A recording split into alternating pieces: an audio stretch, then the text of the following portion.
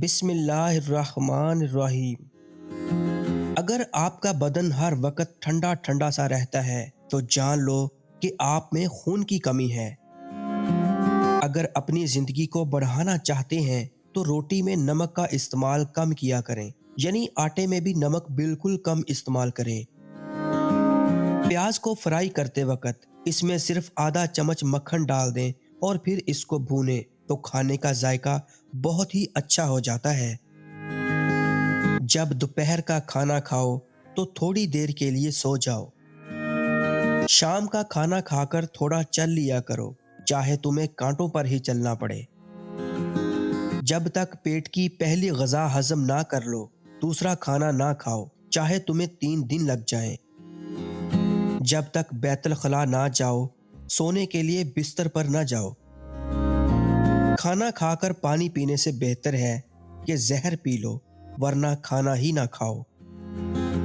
اگر 10 دنوں میں وزن گھٹانا چاہتے ہو تو ناشتے میں ادرک کا استعمال کرو۔ نہار منہ دودھ پینے سے چہرے پر چھائیاں اور دانے نہیں نکلتے۔ سونف کھانے سے پیٹ خراب نہیں ہوتا۔ گوبھی کا سالن کھا کر دودھ پینے سے چہرے پر دانے نکل آتے ہیں۔ چاول کھا کر پانی پینے سے پیٹ کی بیماریاں جنم لیتی ہیں۔ نہار منہ گرم دودھ میں شہد ملا کر پینے سے نظر تیز ہوتی ہے۔ اگر کوئی سخت کام شروع کر رہے ہو تو زیتون کا تیل دودھ میں ڈال کر پی لو، تھکاوٹ نہیں ہوگی۔ جو عورتیں چلغوزے کھاتی ہیں وہ کبھی بوڑھی نہیں ہوتی۔ نہانے کے بعد سونے سے دماغ کمزور ہو جاتا ہے۔ کچے امرود کھانے سے جسم میں چستی آتی ہے۔ پالک کے پتے کچے چبانے سے آنکھوں کی نظر میں اضافہ ہوتا ہے۔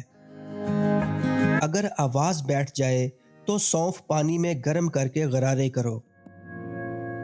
قبض نہ کھل رہی ہو تو کشمش دودھ میں ابال کر پیو۔ روز سونے سے پہلے 1 گلاس گرم پانی پیتے رہو، زندگی بھر بڑھاپا نہیں آئے گا۔ پالک کا جوس بنا کر پینے سے شوگر ختم ہوتی ہے۔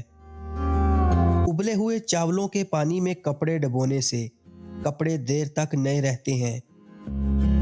عورتیں زندگی بھر خوبصورتی چاہتی ہیں تو صبح کے وقت کشمش کو شہد میں ڈبو کر کھائیں۔ زیادہ گرم چیز کھانے سے دل کمزور ہوتا ہے۔ بکری کا دودھ پینے سے منہ کے چھالے اور پھٹے ہوئے ہونٹ ٹھیک ہو جاتے ہیں۔